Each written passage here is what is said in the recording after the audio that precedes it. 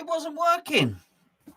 I don't know. Apologies for anybody that's been waiting. I've been having some technical difficulties here. Just if anybody can let me know in the chat. As always, let me know you can hear me. Let me know the picture's working. I've been clicking on buttons for the last 5-10 minutes, thinking, what's going on here? I think I've scheduled a load of streams for the future, none of which will ever happen. And there we go. So thank you for joining me. It's a little bit impromptu today. Two main reasons. I'll be honest with you. Charlie has got a video to upload, and it's about David Moyes and about Kevin Nolan and all that sort of thing. I just need to give it a little edit, so I will put that out tomorrow. The other reason is I've had a day off work. I've had my foot x-rayed. It's all right now. I've got a bad, very, very bad leg. So here I am. Not bunking, legitimately off work. Welcome to everybody in the live chat. Jazz is in the live chat. He says, afternoon, I'm having a katsu curry. Good afternoon to you, Jazz. Everybody, is that working? Hopefully it is. What a palaver. But I'm not here to talk about Jazz's katsu curry or my poorly foot or my skiving off work. I've seen an article today. And the article was from David Sullivan, who is he's the sports correspondent for Sky. You'll recognise him. He's very, very prominent during transfer deadline day, that sort of thing. And it seems to come across that he thinks he is putting out an article that's straight down the middle, that's sort of critical of David Sullivan, but sort of supportive of the fans a little bit. And the article's announced like he's making both sides of the argument. I just don't think he is. Now, I'm not going to talk too much about the article itself now, because if you haven't read it, you won't know what I'm talking about. But it's very much goes on to talk about how much money Gold and Sullivan have put into the club. It goes about the net spend of being sort of 240, 250 odd million, that sort of thing. And he says he used to like going to Upton Park. He's not a West Ham fan, but he used to enjoy going to Upton Park. In hindsight, the stadium move wasn't great. But now it's sort of one of those cliche things about everybody getting behind the team. If you've been watching these videos at all recently, I think everybody's behind the team. I think that happens anyway. So what I felt it left out, though, while he was talking about David Sullivan ploughing £250 million in, whilst he was talking about how hard David Sullivan works, he said David Sullivan doesn't take a day off. David Sullivan doesn't take any wages. They have taken, I think, 14 odd million in interest payments. And I think that has got to be, that's got to be mentioned as well. I think he misses the point, which is the move to the London Stadium, the Olympic Stadium, has largely failed. I think a lot of people, when they're balancing up this argument, you'll know my opinion on it. I don't think they're very good football club owners. I don't think they set up an infrastructure in the club that allows it to work very well. So I've been having a little think about it, and it's all very well us wishing for them to be gone. It's all very well a lot of us maybe wishing that David Moyes hadn't been appointed, particularly for the second time. But I just mean in terms of us dealing with the fact that David Moyes is here and David Sullivan is here and remains here. It's a case of, what do we do? How do we progress forward? And I've got a couple of ideas. I'd like to know what you think. We'll do some questions at the end as well, because as you all know, I am skiving off work. Okay, first of all, David Moyes. Now, when we did our cup of tea last night, Gio alluded to the fact that David Moyes maybe has come to the realisation that he can't play in his sort of favoured defensive sort of style, if you like. That maybe he's had an epiphany. Maybe he has started to realise that the fans don't like it and it's not successful. So he is going to try and play a little bit more of an expansive game and try and attack a little bit more. That's what we've seen in the Liverpool game, and that's what we've seen in the last game against Southampton, of course. So what does David Moyes need to go forward? Well, what David Moyes needs to do is David Moyes needs to continue to play exactly as he is. But I think he's got a bigger role to play. I think David Moyes has got to force the agenda of the club. If we assume, and there's no reason to think otherwise, David Moyes has got ambition. we appreciate that. We also know that David Moyes, where did he go? Did he go and work in Valencia or Real Sociedad? Possibly. He went and worked in Spain, didn't he? So he has seen. He's seen how a club works. He's been at Manchester United. He's seen how a club works, a big club works. Obviously, he's at Everton. He's seen under Bill Kenwright. He's seen how a well-managed club works. So I think Moyes has got to force the issue here. I think Moyes has got to go to David Sullivan, and we're assuming that we stay up, okay? This whole video is based on the assumption that we stay up. David Moyes has got to go to David Sullivan and say, look, I've kept you up, but when I got here, let's be fair, the training ground is a shambles. The scouting system is non-existent. We don't have a data analytics centre. We don't have any of the things that an established club should have. We need to revamp the whole thing. Just before I go on and say this, I said Maggie has just gone and said, Miggsy has just said United's not well run. No, I said Everton was well run. I said United were a big club. My point is he's seen how other places work, regardless of what you think about Man United, whether Edward Wood has done a good or a bad job. And I think he's done a bad job. They do have a scouting system. They do collect data. They do things possibly how they're meant to be. No problem at all. No problem at all. Don't worry about it, Miggsy. I'm just pointing out. I said it was Everton that was the well-run club. Now, first of all, I think he's got to be insistent, and it's going to need a shake-up of the board, and that is going to be we need some football people at board level. Sullivan somehow has got to be convinced that he's not very good at what he does. Someone's got to say, look, you had a long run at Birmingham. It didn't really work out.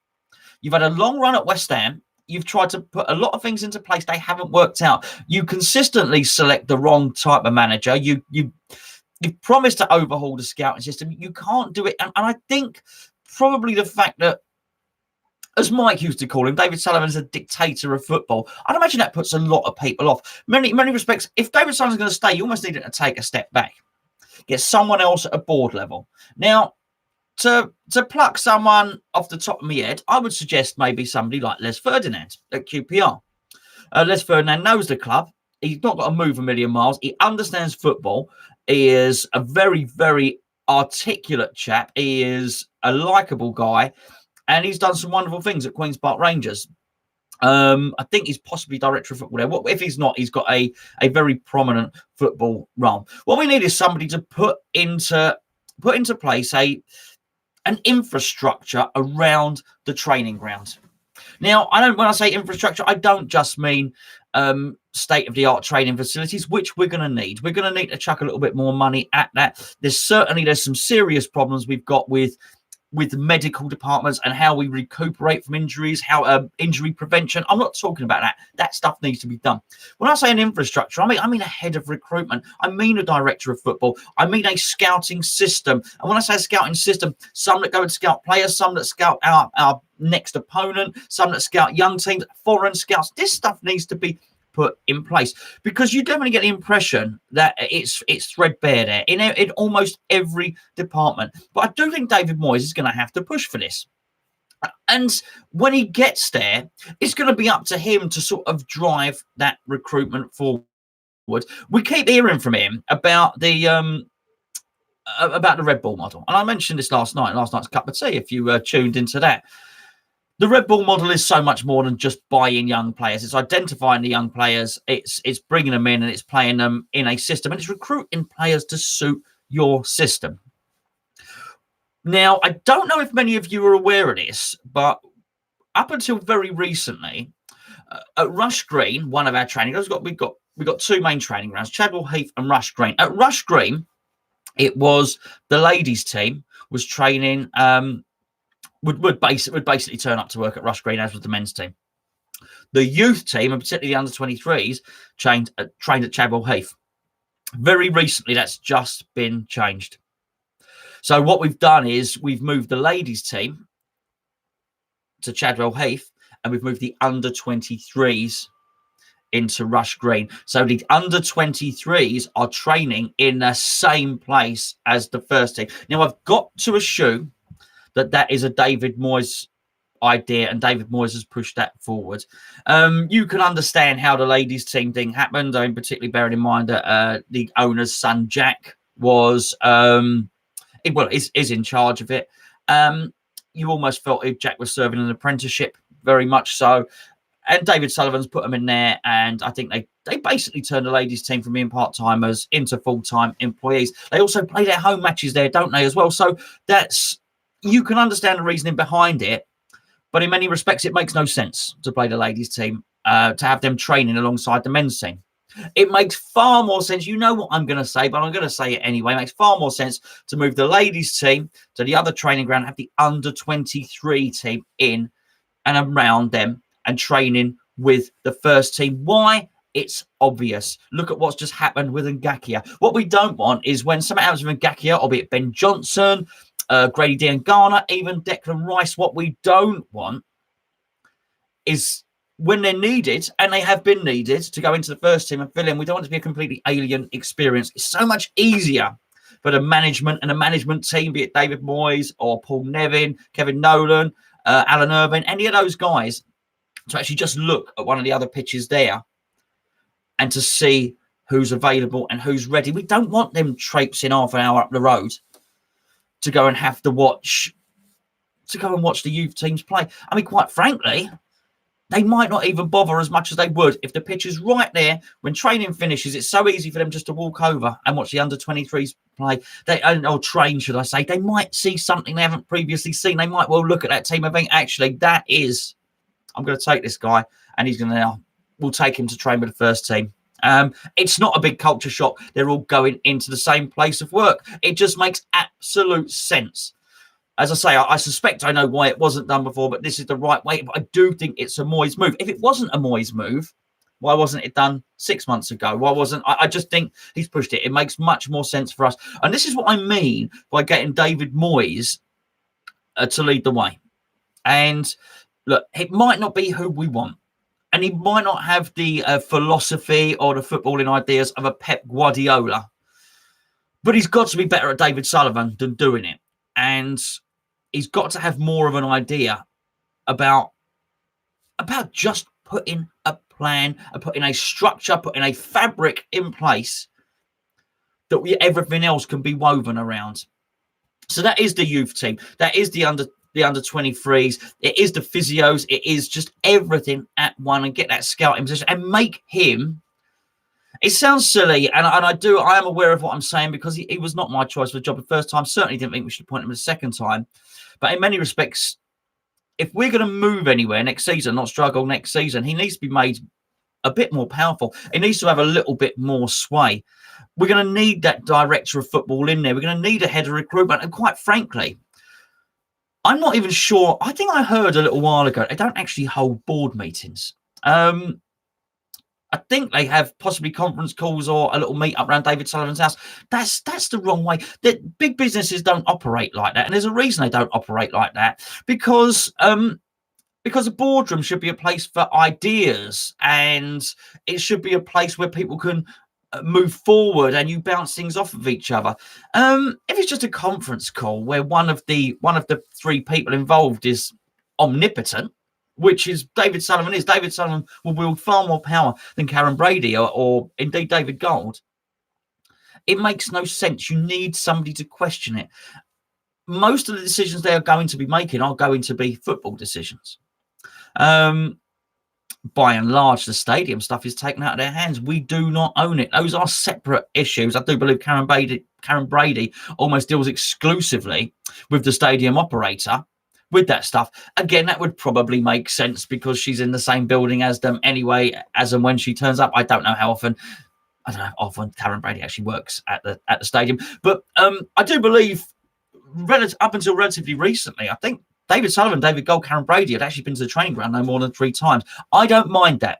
I don't think they should be in the training ground, but if you're going to be absent, you need to have something in place where there is a good management structure at the training ground, and that's what I want David Moyes to implement. That's what I want him to do.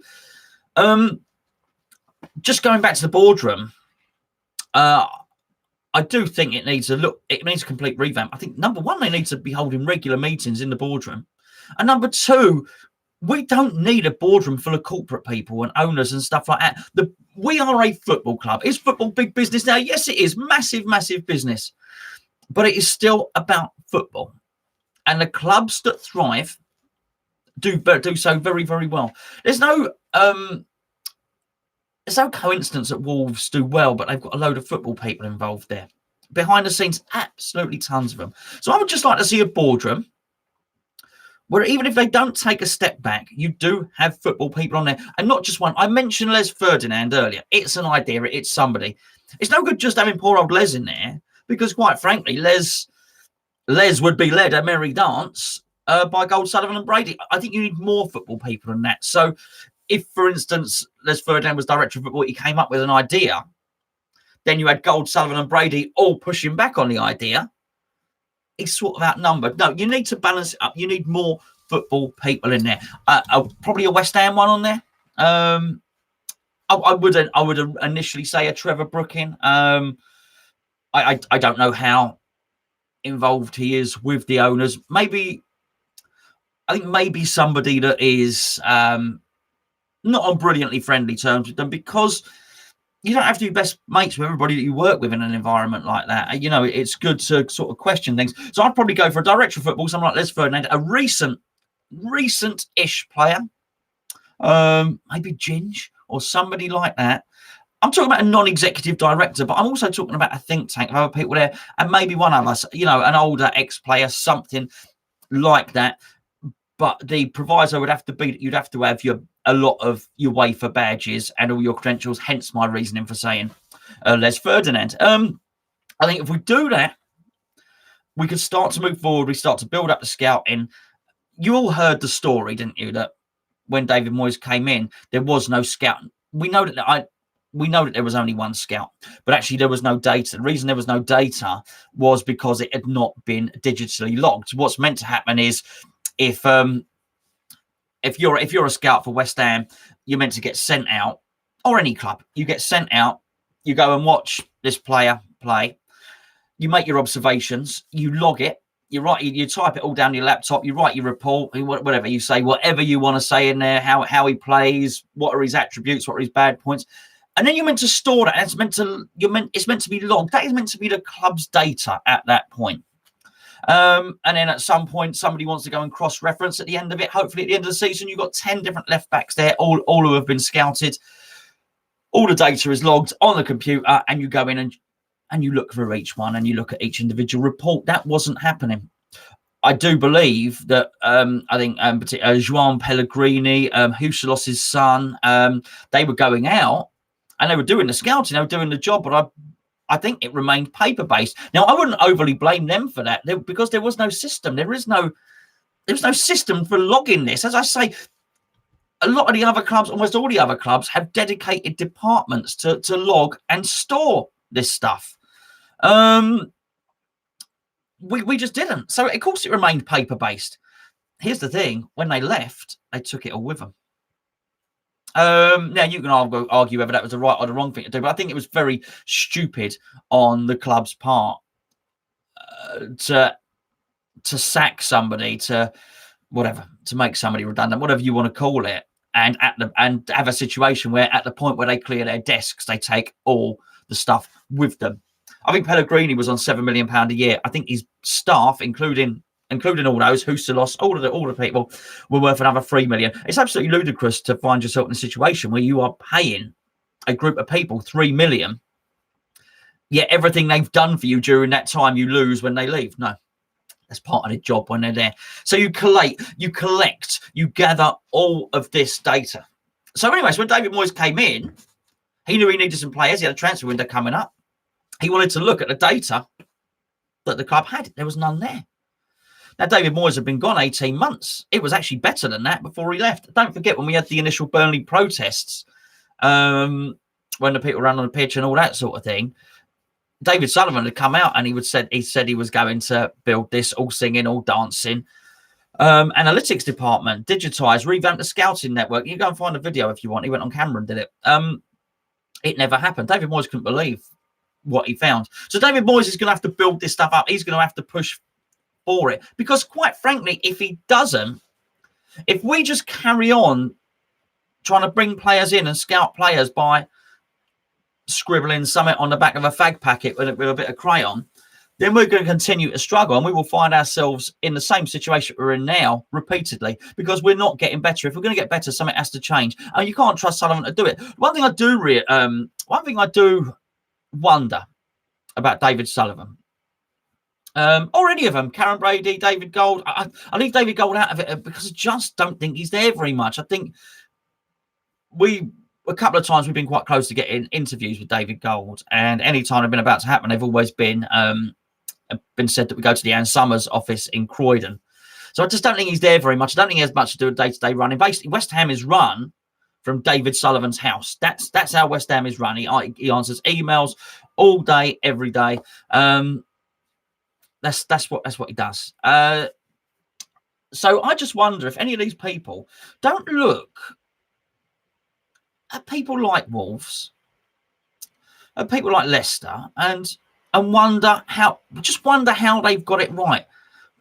Why don't they look at Wolves and say, well, what are they doing that I'm not? Because I think it's human nature to do that. If you do something, that's your job.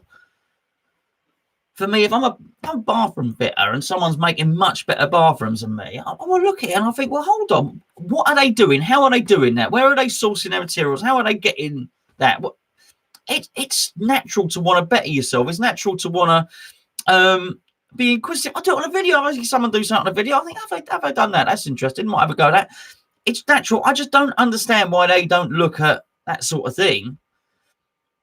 You've got and not trying to better themselves. You've got to be pretty damn cocky and confident in yourself to do something exactly the same way for years and years and years, particularly when it hasn't yielded particularly good results. Anyway, there you go. That's what I think.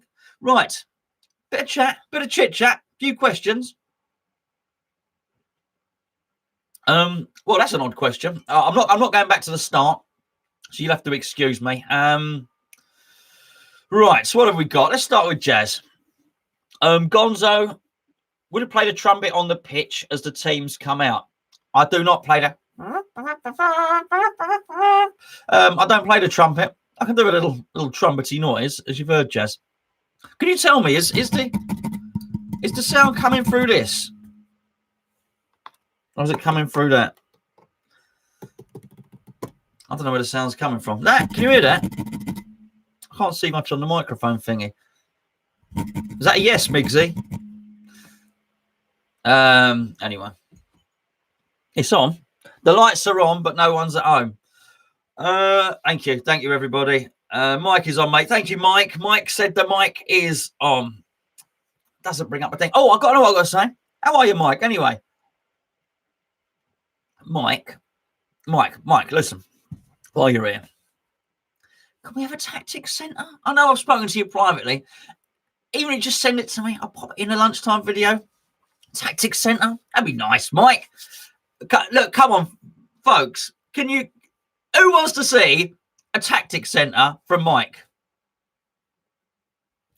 Bit of pressure there. We want to see a tactics centre. Oh, listen, I've got to tell you this. This T-shirt, it's not a T-shirt, it's a polo shirt. The last orders are tomorrow. If you want one of these, you need to let us know by tomorrow, because we won't be doing another run for a little while, probably for 2 or 3 months. No. hammerschat@gmail.com. hammerschat@gmail.com. Send the email. After tomorrow, we won't be able to do any more to get any orders in, because because we're not a closed company. We've got to pre-order them. And do lots of things. Otherwise, we order one, it's really, really expensive. We order whatever, 30 at once, the price comes down, which is what we're trying to do. But they're lovely quality. We've washed it 3 or 4 times. Always, whenever Gio posts a picture, it looks white. These aren't white, these are blue as well. But there you go. Get on it, have a go. Mike, Pinky promise, please, mate. We want a tactics centre, don't we, folks? We want a tactics centre. Right. What have we got? How much? Sorry, very nice. How much? I should know this. I think they're $27.99, something like that. Premium quality, though, proper cotton. We've washed them. We had them. Myself and Gio got them made, and we sort of road tested them. We didn't just get out a pack of it. Oh, that looks nice. We wore them. We washed them, we ironed them, we wore them. They've been washed 4 or 5 times. You know, they're good. They're really, very, very good quality. Not cheap ones, not Fruit of the Loom or anything like that. They're very, very good. Really good bit of kit. We didn't. It's the same with the mugs. If everybody's got their mugs, we'll be doing some new runs on some mugs. We want to make sure the mugs were really good as well. Just didn't want to do cheap tat really. So yeah, there we go. Anyway, Jazza says, Uncle Gonzo. Yes, Jazza. If Sullivan were a cereal, which cereal would he be? Ooh.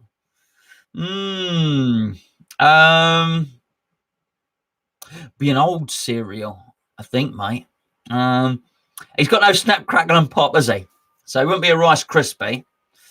I would say a muesli, but I don't think Sullivan's particularly good for your health, which I do believe muesli is.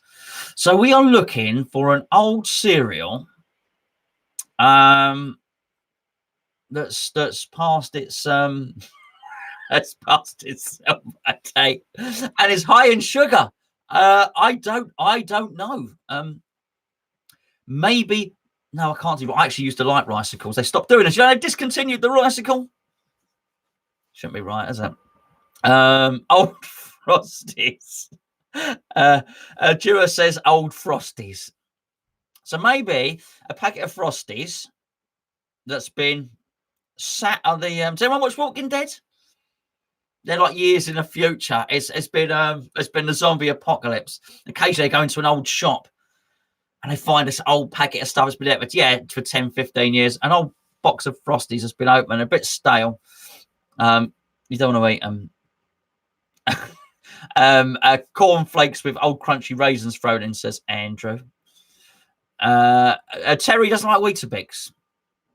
Obviously not had his Weetabix today. Pocky says Lucky Charms, soggy Frosties, Jazz has said. Can anyone on the forum recommend a good championship players we might grab, and then maybe Chris could do a Gonzo on them? Be good. I don't mind doing that.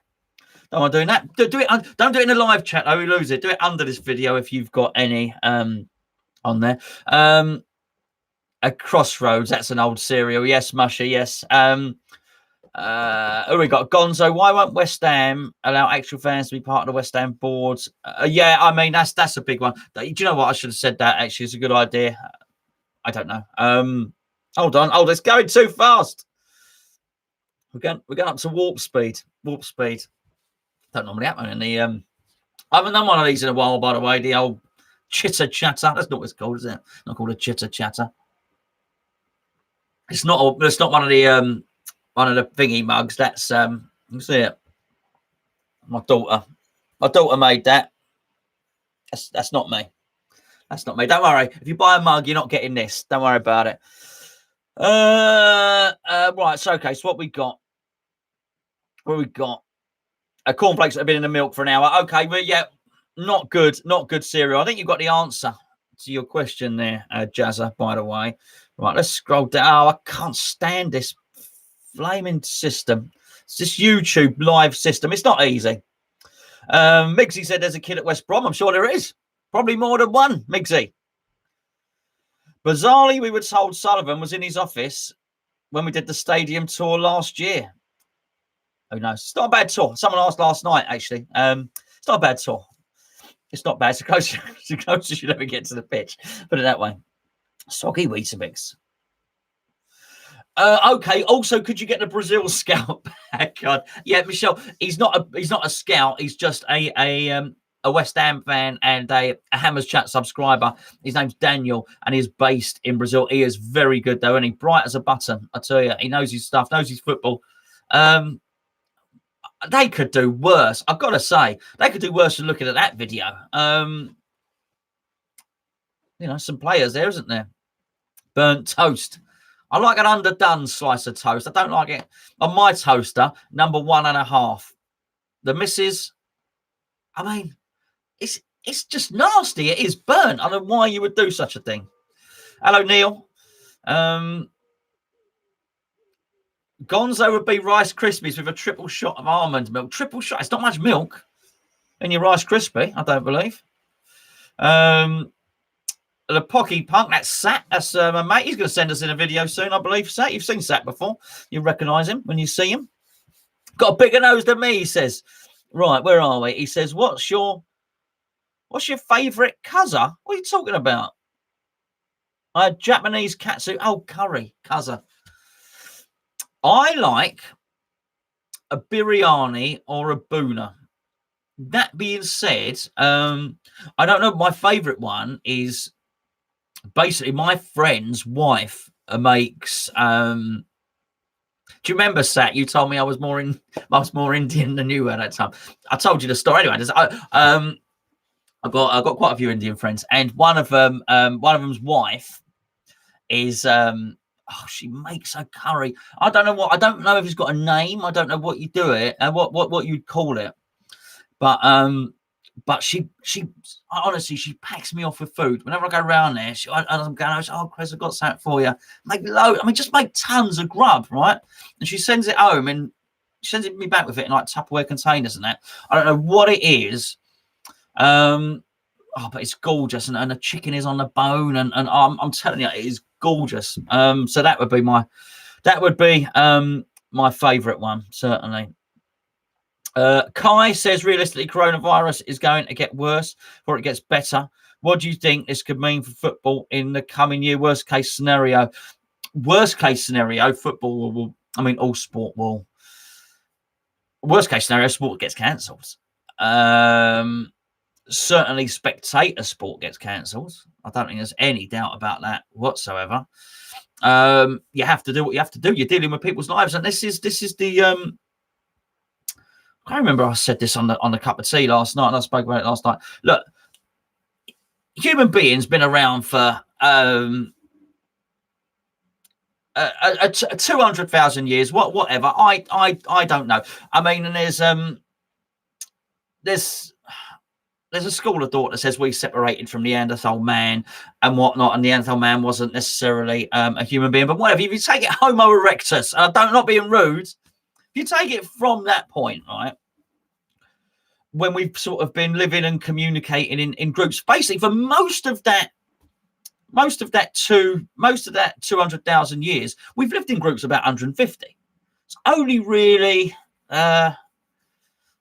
what was it? Romans 2,500 years ago, Greek civilization before that. It's not very long. Basically, for about 1 or 2% of the time we've been around, we've lived in big groups. Aside from that, we've probably lived in groups for about 150. This stuff has always happened. These viruses have always happened.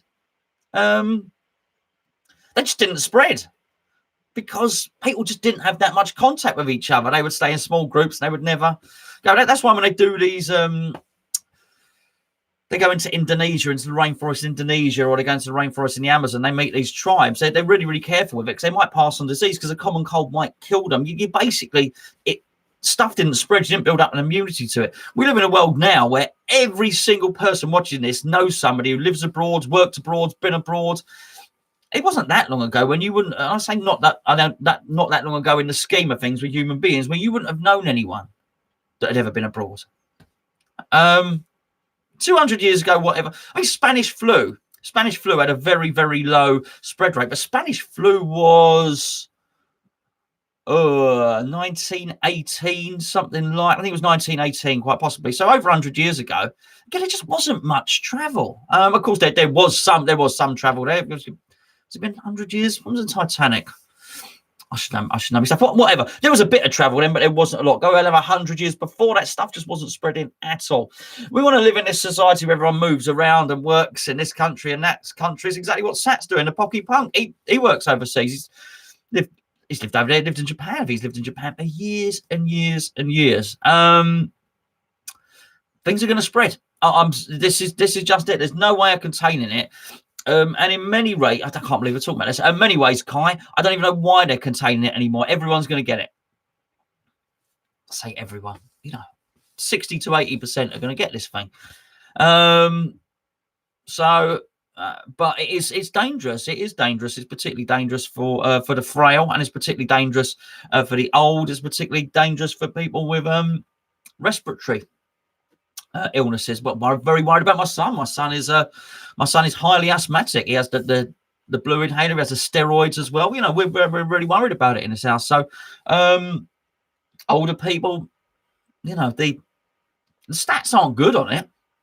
So you've got to look after people. You know, worst case scenario is going to be a lot of people dying from this. So I guess that's the worst case scenario. And I guess to stop it spreading, they're going to have to make sure it's going to explode really soon. Whatever, next week after that, it's going to jump. The number of cases is going to jump from at some point from the hundreds into the thousands quite quickly.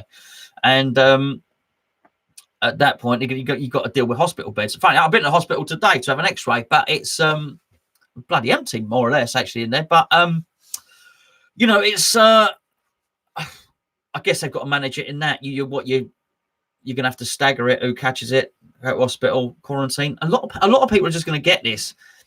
I've seen people lay down with a flu and not been able to walk for a week. Do you know what I mean? Not being able to eat for a week. You know, they have the flu, they lose a stone, they're sweating. I've seen other people get the flu. It lasts a couple of days and, you know, they go to work on one of them or something like that. Everybody reacts differently to this stuff. So some people will get it and they won't even know. They might even think it's a sore throat or a cold or something like that. It's going to be interesting, mate. Watch this space. It's serious stuff. That's for sure. And there'll be another one coming along. Of course, they had SARS come out of China as well, didn't it? This one's come out. There'll be another one. There'll be another one at some point. It's just the way it is. There you go. Happy days. Cheer you up, innit? Everyone's gonna die. No, I'm not saying that right. Okay. James Gunn said, Gonzo, answer my question, please. James, I don't know what your question is. Samuel from QPR. Is that right? Samuel from QPR. Sorry, that's Nicola's recommending a player. What's the weirdest thing? I'm not discussing what I found in the U-bends. There's some nasty stuff in my job, I'll tell you that. Hammers chat. It can't be the real one. It's got to be the fake Hammers chat. It says, how are you still chatting? The real one, but no, I'm still chatting. I talk a lot. Jude Bellingham for 100 million, apparently. That's a good player. What else have we got here? What realistic job would you get at West Ham if you could? I guess I'd be fitting the new toilets, wouldn't I? We did a bit of stuff for West Ham when we were popular back at myself and Gio did a little bit of video stuff. Where are we? Ollie Watkins from Brentford. Hammers Pole said that's we discussed that last night. I watched a video of him actually after Gio spoke about him. What else have we got? Gonzo. Oh no, don't know. I'm not reading that. I'm not an interesting person to have a beer with. Pocky Punk, nice answer, Gonzo. You're definitely a more Indian than me. Although my mum does make an awesome curry. I am sure she does. I'm sure she does. But my old childminder. I told you this when I was growing up. So when my mum would go to work, I'd go to my childminders after. She was Indian, and she used to feed me every day. So I got my love of curry then. So when Gio asked that question, what do you like more, curry or Chinese? It was only ever going to be one answer. What else have we got here? Who is Oi? Is that Oi? Is that Mr. Thong? By the way, I wonder that he's a cheeky one, that Mr. Thong. Everyone in the chat now, how do you feel about the logo change and the castle? Yeah, okay. Everyone, yeah. How does everybody feel about the logo change? I didn't mind the logo change. Just hated London on it. As I've said many times, I got a lovely couple of old kits. First kit I really loved was worn by Trevor Brookin, Billy Bonds. There was no cast on it. It was just two hammers. It's the London thing. I don't even disagree particularly with changing the logo. I think everybody knew that the logo change was for cynical reasons. It's why the logo was changed, which I think is the issue. Hammer Down Under said, anyone got any spare toilet paper? We got loads of toilet paper over here, mate. What we don't have is any antibacterial gel or masks. They've all sold out. Poggy Punk says, I'll do a video once my mug turns up. I think Gio has sent it to Japan, but maybe Corona is slowing it down. I don't think the mug can catch the virus. I'm sure Gio didn't cough in the mug before he sent it. Migsy says Corona has less than 1% fatality rate. Migsy is absolutely right. But my point is the fatality rate, once you take into account the elderly and people with respiratory disorders, is huge and immense. And it's crazy. It's absolutely crazy. The 1% fatality rate is basically kept low. But 1% is... 1% is still significant. I mean, if 80%, if it has an 80% infection rate, this coronavirus, and 1% die, everybody in this country will know somebody that dies from coronavirus, and that's serious. That is absolutely. And I guess you could probably say everybody in this chat now will know somebody that dies from cancer or something like that. Yes, but this is something happening all at once and very, very quickly, and possibly something that that could have been handled differently or done and what. But we have all got to be very careful, particularly, as I say, with elderly and with people that are struggling with poor health. This virus is particularly bad for people with poor health. If you're in good health, you're probably going to be all right if you're young and firm and fruity. But we've got to be careful. We've got to watch out for everyone. What else we got? Gonzo could talk his way into convincing Trump to resign tomorrow. That's how I know it is not Gio. That's how I know that's not the official. I can't ever remember Gio saying anything remotely political in my life. That's the fake Hammers chat account. But I don't mind. It's not sinister, is it? Not particularly naughty. Lots of stuff on the badge. Now we're talking about Ebola. Oh, who's the Muppet? I wonder if people took Muppet. Oh, this is sorry.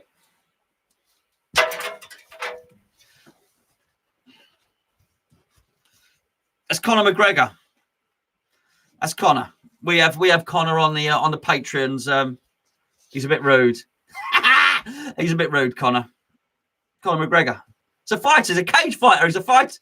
He's a fighting man. So yeah, you can see him on the. We do some. We do on the Patreon. We got some.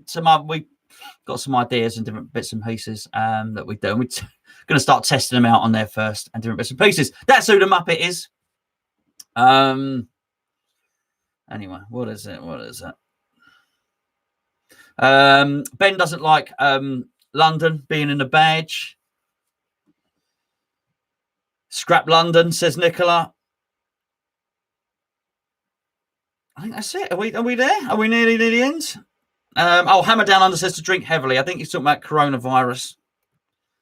I can't believe it's taken such a morbid turn. But I'll tell you what, someone had to think about it, didn't they? Someone had to talk about it. And I think Kai was absolutely right to bring it up. We don't know. I think this may well be our last they're going to televise it, aren't they? I think this possibly Arsenal may well be the last game played to a full house this season. I'm not banking. I wouldn't pay any money on it. What I'm saying is, but I would not be surprised if you were to tell me now this will be the last one, and then all the Premier League games from now until the remainder of the season are behind closed doors. I wouldn't be surprised. I would not be surprised. Right. Okay. Oh, who said that? Eddie says Spanish flu spread by soldiers jammed together, returning from the First World War.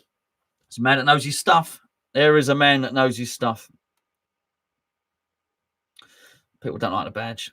Oh, crikey. It's all scrolled right to the bottom. Mr. Sean says, don't you have a job? I do have a job. I've had today off. I've had an x-ray on my foot. That's it. Dave Trigger says, Gonzo, your feelings on the coronavirus. Sorry. Yeah, I think I've done that, mate. I've done that. Still talking about people. This badge is a serious thing. People are not happy about it. Yeah, is this a virus? Is this a virus vlog? Not now. No, I mean, mostly we haven't spoken about it. I would imagine the majority of this has not been about the virus if you go back to the start. But we might have gone viral. You know what I mean? There we go. Oh, well, Daddy says, my grandmother survived 2 world wars. basically passed away from a common cold. We're very sorry to hear that, Daddy. We're very sorry to hear that. There you go. Right, I think I'm gonna buzz off now. I'm gonna leave you to it. It's raining outside. Got to get from here to the house without I haven't even got a Macintosh or anything like that. I'm just gonna get soaked, I think. I think that's it. Sorry, I'm just looking, seeing if there's any other questions. Seaside Hammer says, you have fully bought into the fear, haven't you?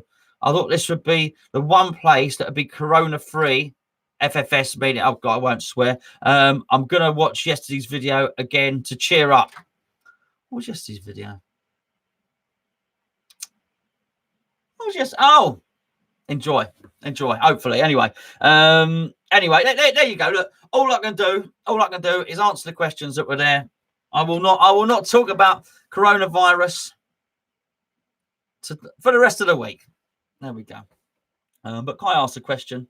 It was a good question. 10 out of 10, Gonzo says, oi, oi, which means I take it. That's Mr. Thong. Get your name back, oi, oi, because you're going to confuse me. I don't like when people change their names. I start to get to know you lot, particularly in the chat, and all that. I know who my regular contributors are. I recognise names. Don't change your name. That's not a metaphor for life. It's just don't change your what's it name, if you know what I mean. Okay, right. I am going. See that? What's that floating around? Did you see that? Weird, isn't it? Right. Anyway, remember about the t-shirts, by the way.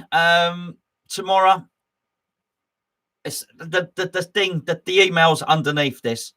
hammerschat@gmail.com. Let us know. So you've got to get the sizing in, get them ordered. You can support us on Patreon if you are feeling particularly lovely and generous and you want to watch a bit of extra Hammers Chat content.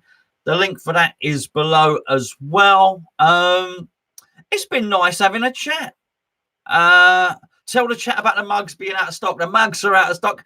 I'm just assuming that's Geo now. The mugs are out of stock. The mugs are out of stock. The mugs are out of stock. The mugs are out of stock. Okay, the world-class mug, next level tea and a next level mug, all that sort of stuff. They're out of stock. They're out of stock. We're getting some more made with some other designs. Until we do, don't message about the mugs, basically. But we've got more stuff coming out. We've got more stuff. I don't know what else to say. Apart from the mugs are out of stock. There we go. Right, I am definitely going now. Thank you for joining me. Nice to spend a bit of time. I'll tell you what, you lot can talk. You've been talking for 48 minutes. I don't know how you lot do it. Can you answer my question? I don't know what the question is. Look, I'm telling you, these things go so quick. So, Matthew, can you answer my question? Matthew, type your question right now. I will wait for your question right now. Ben Davis said, are you doing another 24-hour stream? No, not at the moment, mate. I know it probably seems that way when I've been talking for so long. I'm waiting for Matthew's question, and then I'll go. It's really hard. It's really hard to. Thank you, Frank. By the way, Frank Hansen in there. It's really hard to. It goes so quickly. They don't train you for this when you fit in a toilet, you know. Matthew, okay. What would West Ham fans like me, or season ticket holders, on the matches? Sorry, I don't quite get that. What would happen to West Ham fans like me, who are season ticket holders, and the matches are played behind closed doors? Migsy has posted that on Matthew's behalf. Sorry, it confused me. I've no idea. So I'm waiting for that. I've got no idea. You would have to assume that there would be some kind of refund, but let's be absolutely fair here. There's going to be a lot of people losing money over this. You know, it's going to be. I mean, it's already impacting the global economy, as they say. And yeah, so that's that. But I don't know. Ben Davis said he meant for charity. I know. I was being silly. We will not. We look, what I can say is the next thing we do a chat for charity. So we had the stream. We did well on that, didn't we? $4.5 grand, I believe, for Isla, and we did our stuff for the defibrillator. We got a defibrillator there. The next charity thing we do will definitely be something different to a 24-hour stream. GGO will conjure some naughtiness up. I can assure you of that. Right. I am absolutely going now. I'm going to get wet running down my garden. I'm going to get the artificial turf on it, I've decided. It's like a bog out there. Expensive. Someone came round, 55 square foot. Someone came round, $4.5 grand to do some artificial turf. Like $4.5 grand. I said, I can't do that. I can't afford that. Ridiculous. Anyway, there we go. Right. I'll see you later. Thank you for joining in. And I'm going to go. T-shirts and the mugs have run out. T-shirts, hammerschat@gmail.com. Get your orders in for tomorrow. And the mugs have sold out.